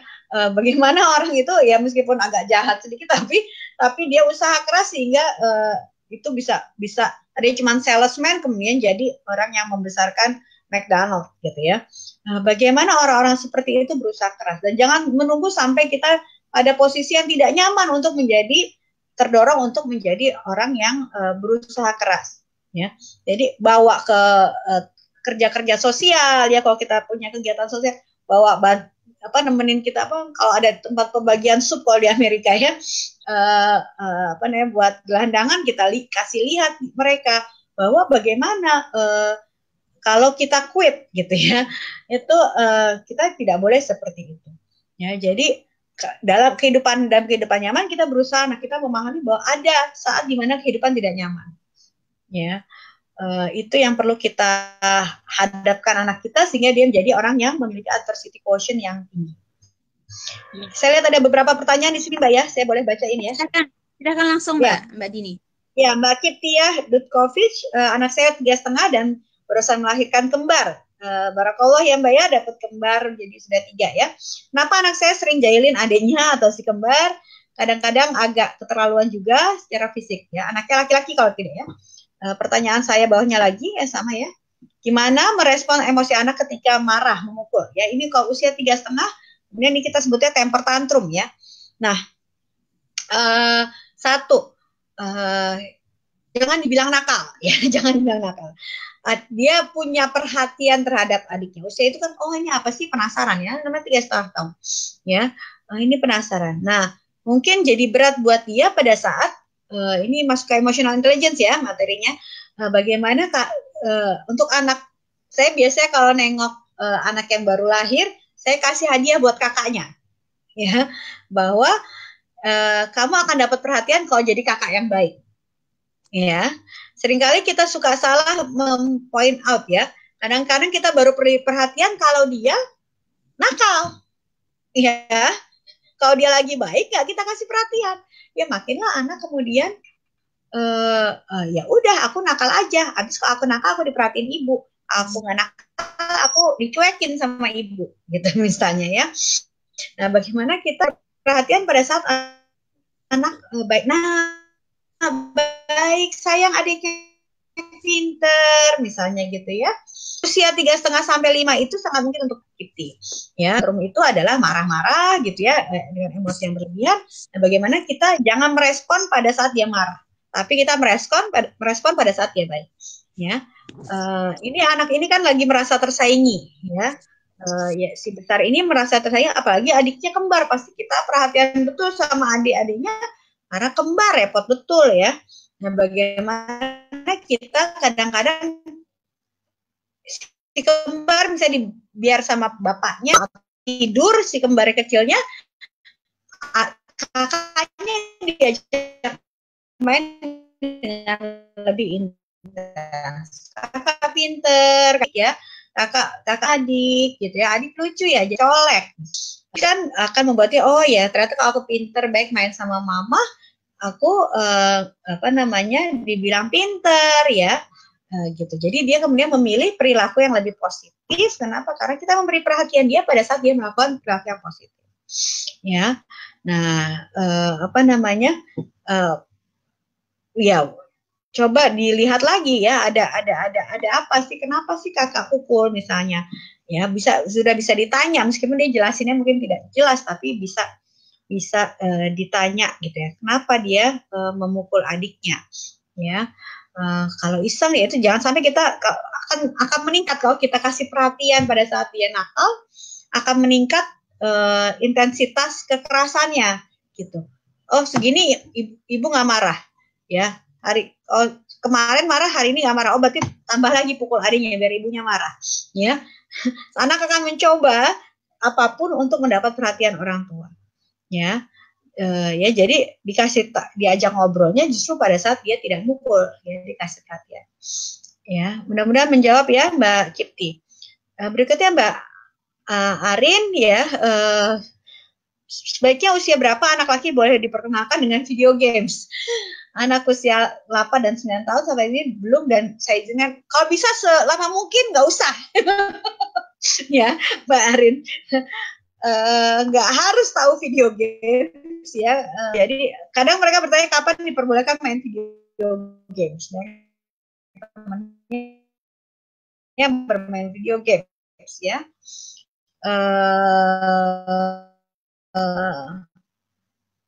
Zaman kita kecil kan ada apa,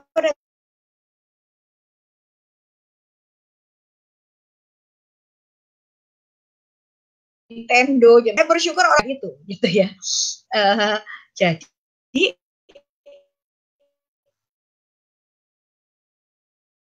sampai kapanpun sebenarnya kalau bisa nggak usah dikasih ya, sebisa mungkin ditahan untuk tidak kasih, tapi jangan sampai mereka seperti itu ya. Perlu kita di TV besar, kenapa? Karena makin besar layarnya maka orang mencandu bermain. Nah, bermain main di rumahnya tapi di rumah nggak ada, tapi video games di rumah ya terus. Kenapa? Agar mereka juga kemudian tapi disertai kegiatan-kegiatan yang mereka nikmati. Misalnya ya, instead of video games mereka main sepak bola misalnya, lebih baik futsal ya, kalau di Indonesia ramenya futsal ya, atau misalnya kegiatan lain yang mereka juga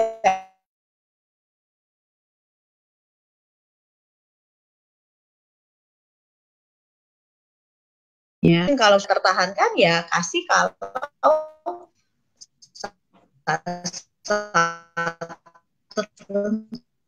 aja. Kenapa saya bilang gitu? Karena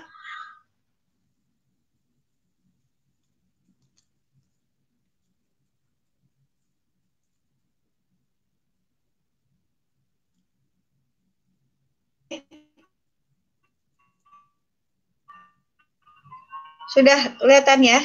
Ada lagi.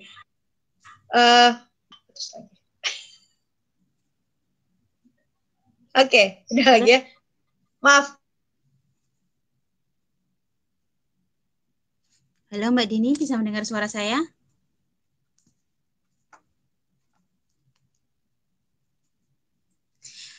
Silahkan sister lain kalau mau ada pertanyaan, boleh diajukan melalui Facebook.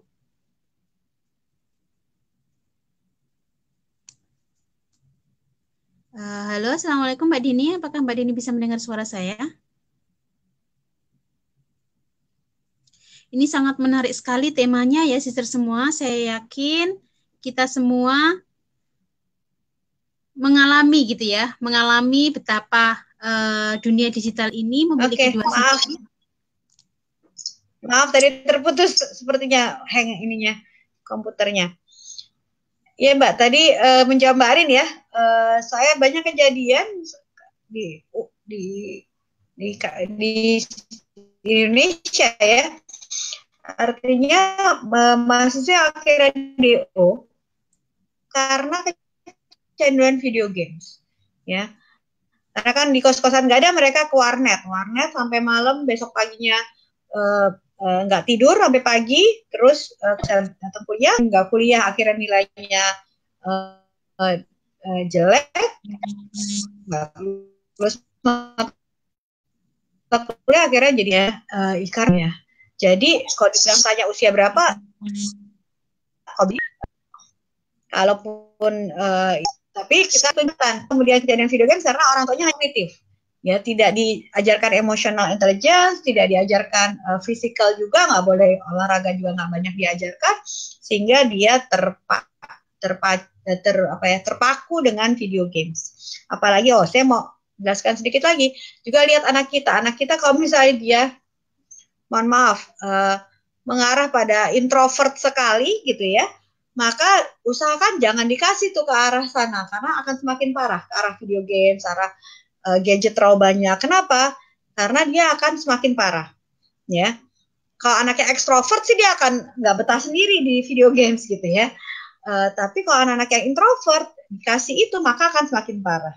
Padahal kita inginnya dia punya keterampilan, meskipun dia nggak akan jadi punya sosial yang cukup baik sehingga dia bisa punya teman ya yang cukup banyak ya, atau cukup baik, kalau nggak banyak 2-3 tapi cukup baik, teman baik.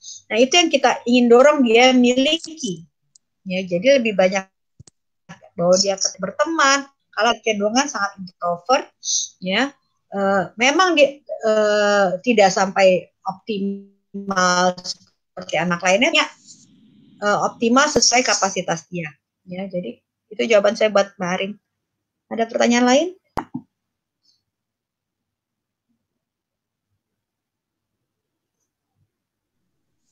Ada pertanyaan lain atau cukup? Sebentar, saya belum lihat lagi ke atas. Oh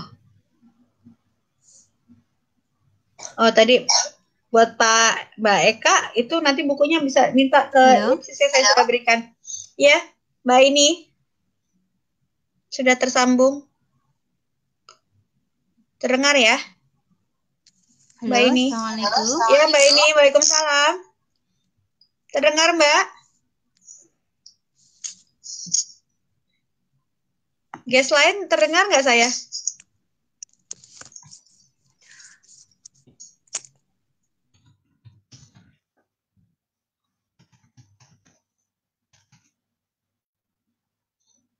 Ya. Ada pertanyaan lain? Oke. Ya. Tadi sudah terjawab ya, mudah-mudahan ya Mbak Irin. Ya, Mbak Eka, oh ya Mbak Eka tanya buku, ya bukunya tadi saya sudah kasih ke Mbak Dewi dan Yola ya. Jadi nanti tinggal di share aja tuh, share WA aja. Itu punya pemerintah Indonesia dan bisa dibagikan secara cuma-cuma.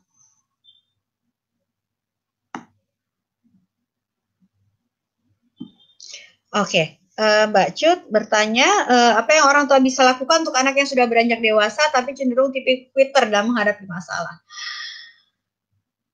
Nah ini PR agak besar ya kalau sudah menjelang dewasa tapi masih terjadi ini. Nah kita harus tahu kenapa dia quitter, ya. Kenapa dia sampai quitter? Apakah dia banyak mengalami kegagalan sebelumnya yang tidak kita reward, ya? Apa tidak kita reward usahanya untuk mencapai itu, ya? Atau dia memang belum ketemu hal yang dia minati dalam hidup, ya, sehingga dia quit terus, ya? Atau yang lebih mendalam lagi, mudah-mudahan bukan ya, dia tidak memahami makna hidup, jadi spiritualnya, ya, yang membuat dia jadi quitter. Nah, kita harus paham apa nih, ya, yang membuat membuat anak menyerah, ya. Kalau masalahnya mendasar spiritual, kita harus ajak ngobrol dua arah.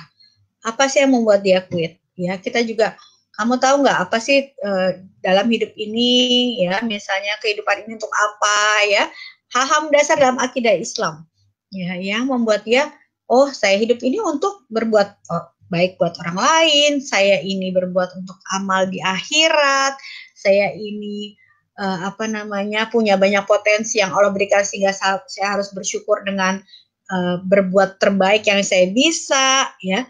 Hal-hal mendasar akidah tersebut yang mungkin perlu kita komunikasikan lagi dengan dua arah karena ini sudah dewasa, sudah menjelang dewasa, ya.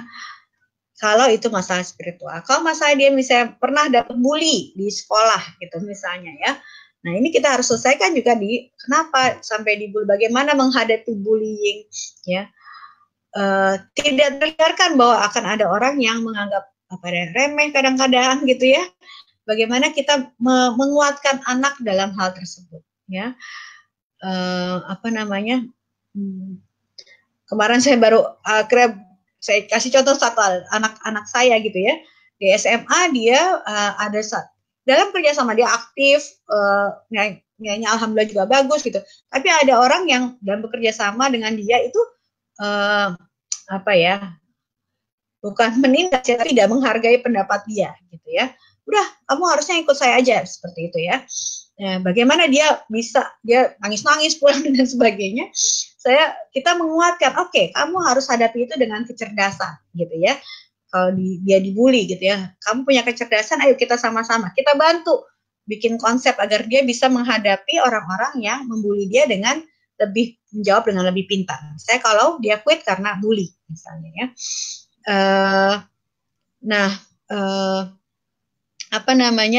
Kalau tadi ya spiritual bully, atau misalnya dia belum menemukan tujuan hal yang diminatinya ya. Nah, kita cari, kamu sebenarnya ingin jadi apa sih?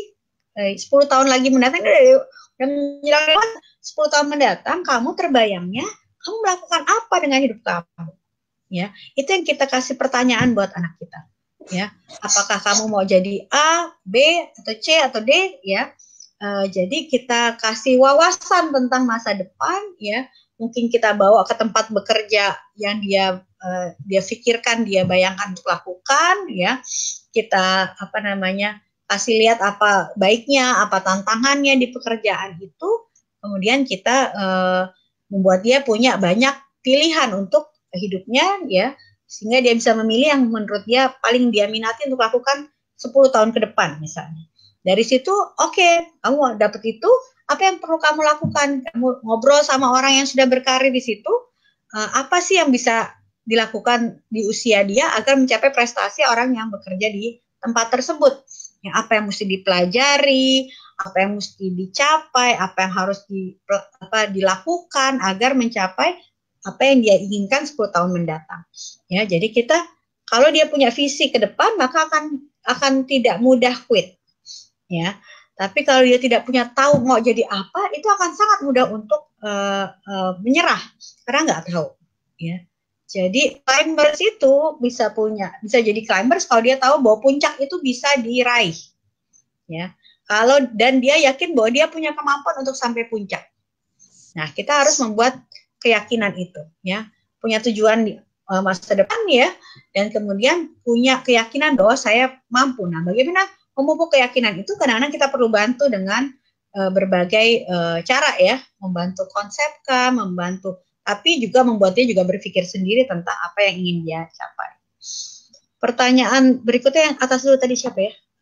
Sebelum Mbak Cut lagi, sebentar. Oh ya beranjak dewasa ya, insya Allah itu. Ada pertanyaan lagi di bawah, Mbak Cut lagi. Apakah anak 5 tahun perlu menonton kartun daily? Karena kita beberapa nonton hanya Jumat sore dan weekend. Apakah saya terlalu tough? Ya. Tiap keluarga punya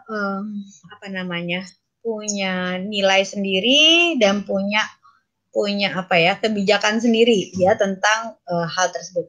Pertama, apa yang dia tonton, kartun seperti apa, ya, itu harus karena nggak semua kartun adalah buat anak-anak, ya, ada kartun yang terlalu slapstick, terlalu penuh kekerasan, sebenarnya itu bukan buat anak-anak. Kita harus lihat. Kalau kita cukup bisa menjaga agar anak hanya menonton Jumat sore dan weekend, ya, tapi hari-hari lainnya kita isi mereka dengan kegiatan yang positif. Jadi mereka jangan cuma di rumah bengong tapi nggak dikasih nonton. Nah, itu anak akan berontak gitu ya. Nah, kalau memang nggak dikasih nonton, ibu main monopoli dong sama saya gitu ya. Ibu main Scrabble dong sama saya gitu ya. Ini sudah tidak dikasih, kita tidak memberikan waktu. Nah, itu akan repot. Anak akan marah. Ya. Karena nggak tahu mau melakukan apa, bengang-bengong di rumah. Ya. Jadi kalau kita punya aturan Jumat sore dan weekend, hari lainnya kita kasih kegiatan yang lain dong. Ya, entah kursus-kursus tambahan, atau kita bermain bersama mereka, atau jalan bersama mereka, atau apapun. Karena energi mereka sangat banyak, ya, anak 5 tahun, ya. Nah, bagaimana kita main Lego bareng kayak sama mereka, ya, di hari-hari lainnya. Ya, itu harus kita isi, ya. Karena kalau enggak, anak-anak akan kebingungan.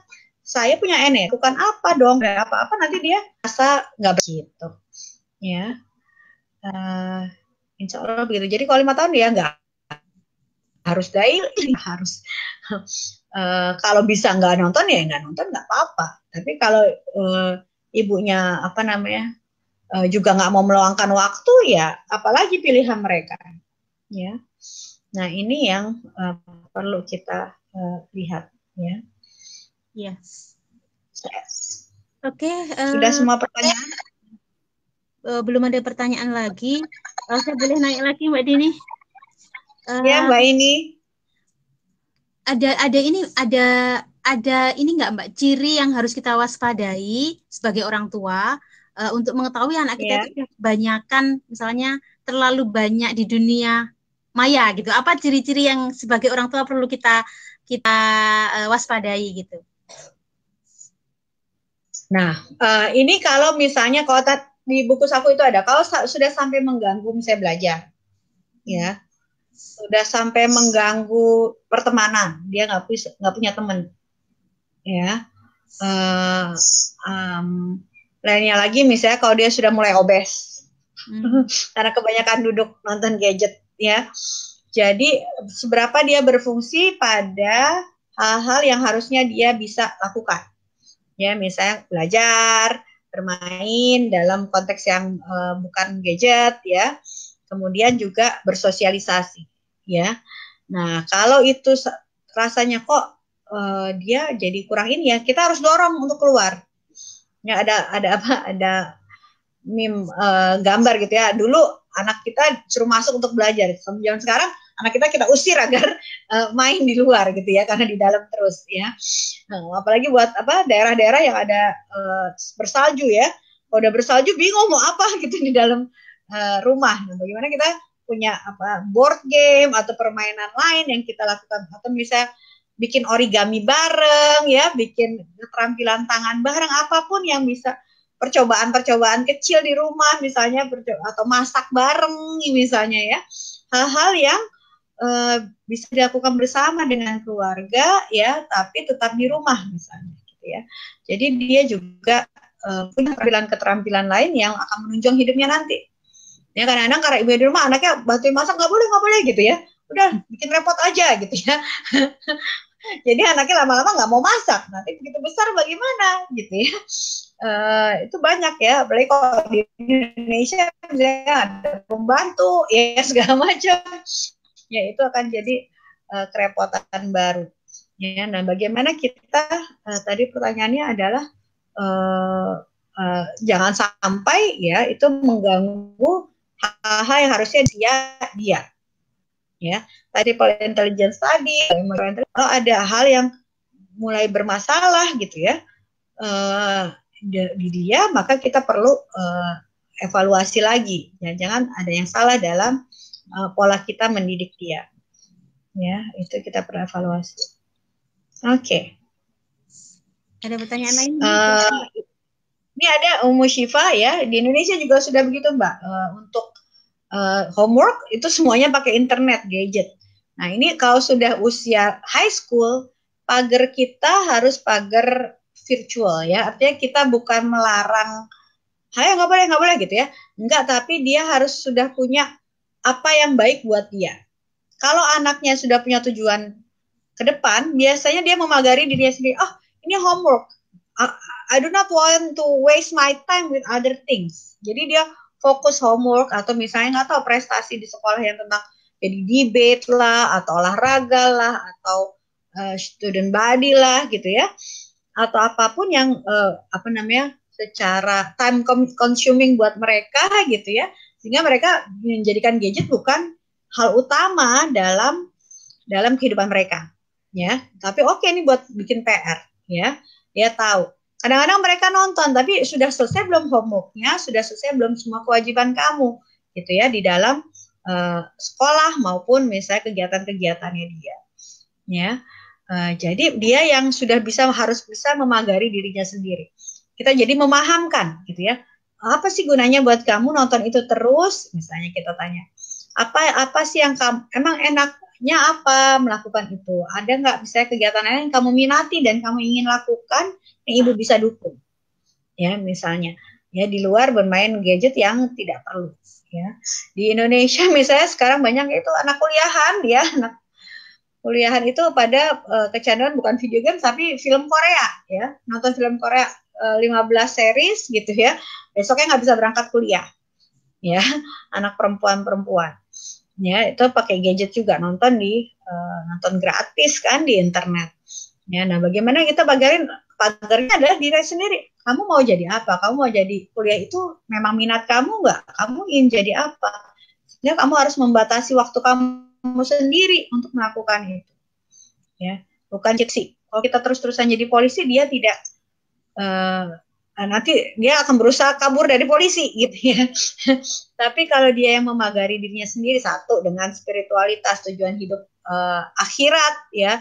Dua, tujuan climber tadi adversity quotient dengan tujuan hidupnya sendiri 10 tahun mendatang mungkin gitu ya, sehingga dia memagari dirinya sendiri. Ketiga juga pemahaman tentang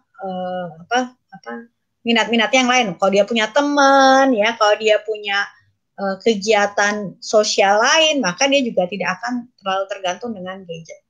Ya, bagaimana kita mengarahkan pada hal-hal positif lain ya, agar dia tidak menjadikan gadget satu-satunya alat dalam hidup dia gitu ya. Itu yang parah. Mungkin itu Ummu Syifa. Wah, Masya Allah ya, menarik sekali. Ini memang gadget ini tantangan sekaligus opportunity buat orang tua ya Mbak Dini ya. Kalau dilihat memang banyak sekali resources yang bermanfaat, tapi juga banyak juga istilahnya jebakan-jebakan bagi anak gitu. Kalau kita sebagai orang tua nggak benar-benar memahami isi dari dunia digital, itu juga sangat mengkhawatirkan, tapi juga peluang. Sambil menunggu, belum ada penanya lagi ya. Mungkin satu pertanyaan terakhir ini kali ya Mbak ya.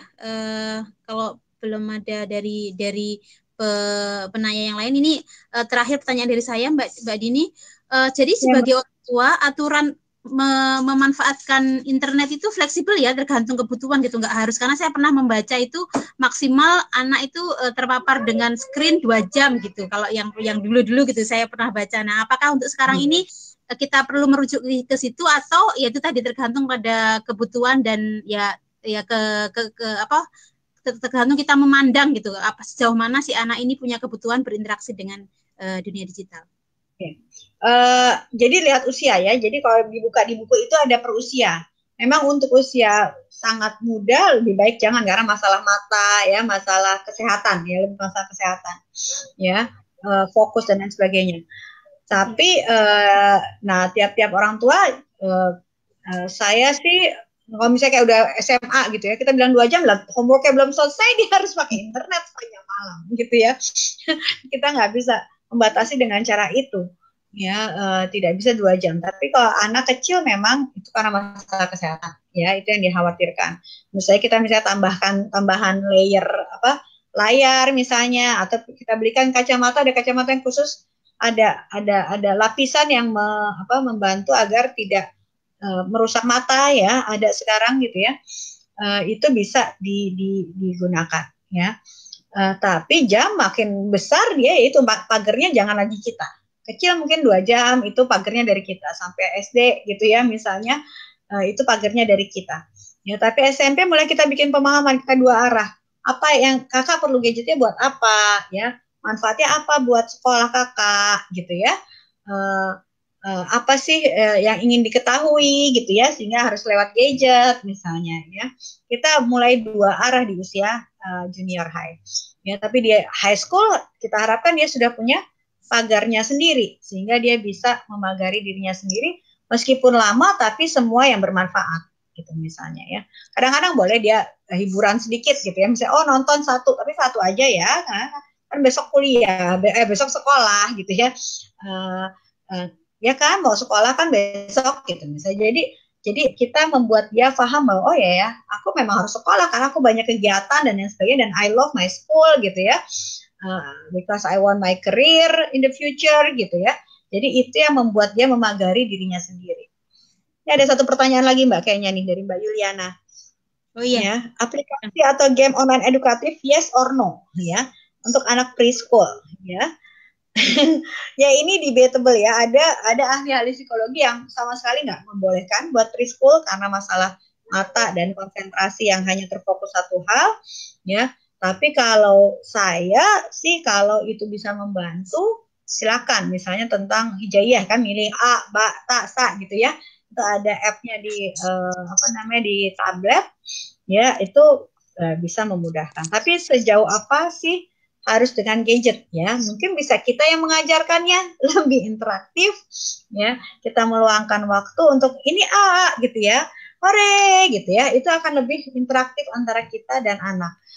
Ya, pada dasarnya gitu ya, kita menginvestasi sejak kecil kepercayaan anak sama kita ya, kedekatan anak dengan kita ya, juga dengan bapaknya tentu saja ya.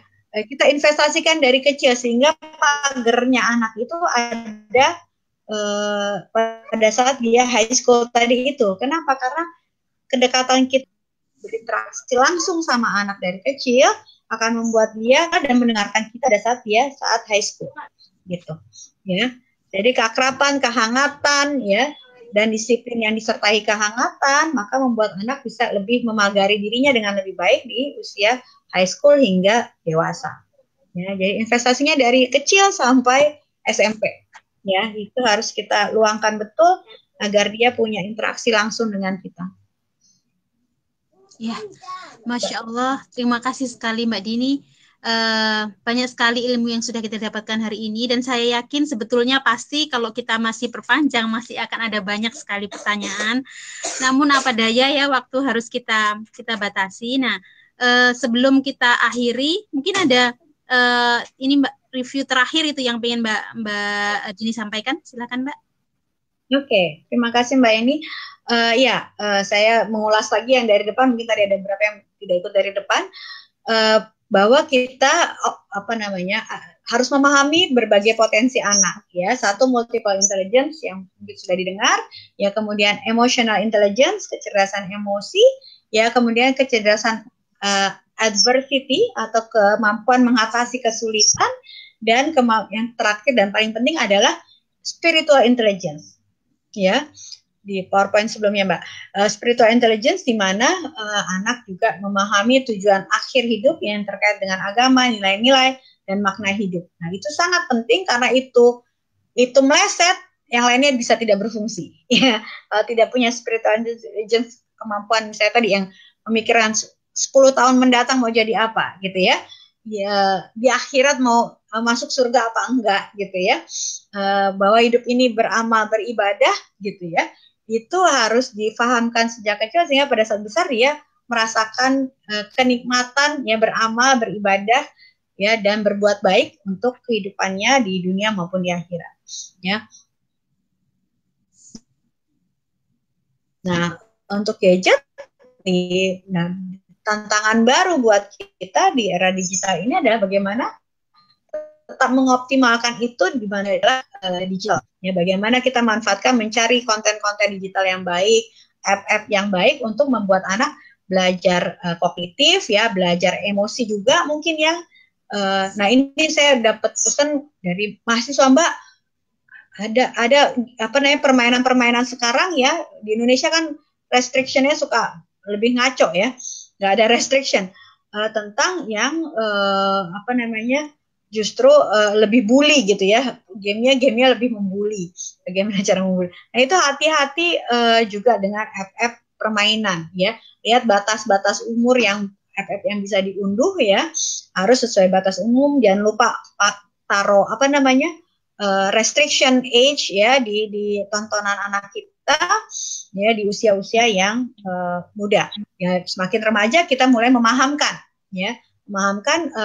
tentang tujuan hidup dan sebagainya agar anak nanti di high school bisa memagari dirinya sendiri, tujuan hidup yang jelas, capai, dan kecerdasan yang dia miliki, misalnya apakah dia matematik ataukah interpersonal atau lainnya, dia mengembangkan dirinya sesuai dengan potensinya ya, dan optimal dengan menggunakan gadget ya sesuai dengan yang dibutuhkan, bukan yang lebih. Ya, jangan sampai anak-anak kita nauzubillah terpuruk gitu ya.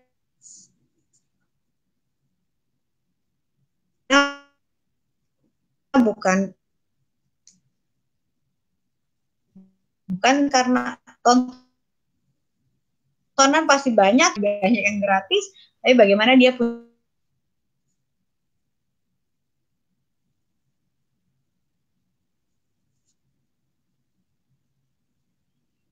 tujuan masa depan buat dia mengarah. Ya, udah masuk lagi. Ya, mudah-mudahan tadi terputus sedikit ya. Kebanyakan gerak kali saya. Ya, jadi mudah-mudahan kita bisa mengoptimalkan anak kita ya sesuai berbagai kecerdasannya ya. Yang terutama ada kecerdasan spiritual ya, sehingga dia terdorong untuk mencapai prestasi dunia maupun prestasi akhirat dan menjadi orang yang climber, orang-orang yang selalu berusaha untuk mencapai prestasi yang terbaik. Insya Allah itu Mbak Aini. Oke, terima kasih banyak Mbak Dini, Masya Allah ya, banyak sekali yang sudah kita dapatkan pada pagi hari ini. Saya ucapkan sekali lagi terima kasih kepada para peserta yang sudah menghadiri acara kita pagi ini, yaitu webinar mengenai mengoptimalkan potensi anak di era digital. Bagi yang belum bisa hadir, bisa juga mengikuti rekaman video ini di Facebook IMSA Sister ya. Insya Allah setelah acara ini selesai, video masih bisa diakses kapanpun bagi siapa saja yang ingin mengikuti siaran ulang dari video ini.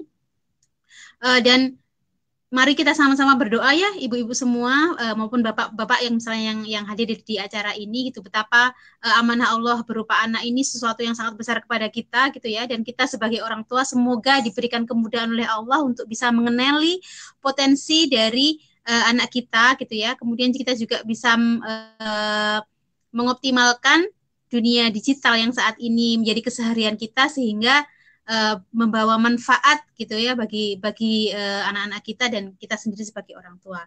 Demikian acara kita pada hari ini. Terima kasih kepada Departemen Kesehatan dan Kesejahteraan Anak IMSA Sister yang sudah memfasilitasi acara hari ini. Marilah kita tutup webinar pada pagi hari ini dengan membaca hamdalah bersama-sama. Alhamdulillah. Ini. Ya, gimana Mbak Dini? Halo? Oke. Ada yang masih ingin disampaikan, Mbak Dini? Sudah cukup. Jazakumullah khair pada IMSIS yang sudah menyediakan medianya. Ya, terima kasih ibu-ibu yang sudah hadir. Saya bisa kangen-kangenan sama yang hadir di sini. Ya.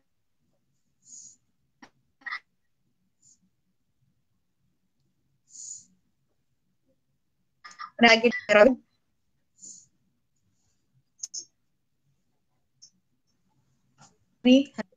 Halo Mbak Dini. Mohon maaf ini terakhir terputus-putus. Ya, sudah cukup ya Mbak Dini ya? Ya, insya Allah sudah Mbak. Ya, baik.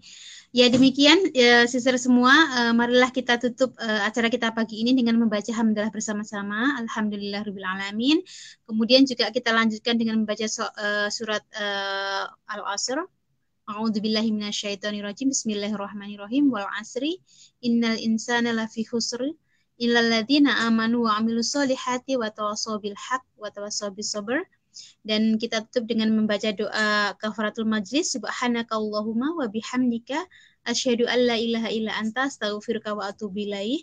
Saya sebagai moderator, apabila ada kesalahan dalam memfasilitasi acara pada pagi hari ini, saya mohon maaf sebesar-besarnya. Wassalamualaikum warahmatullahi wabarakatuh.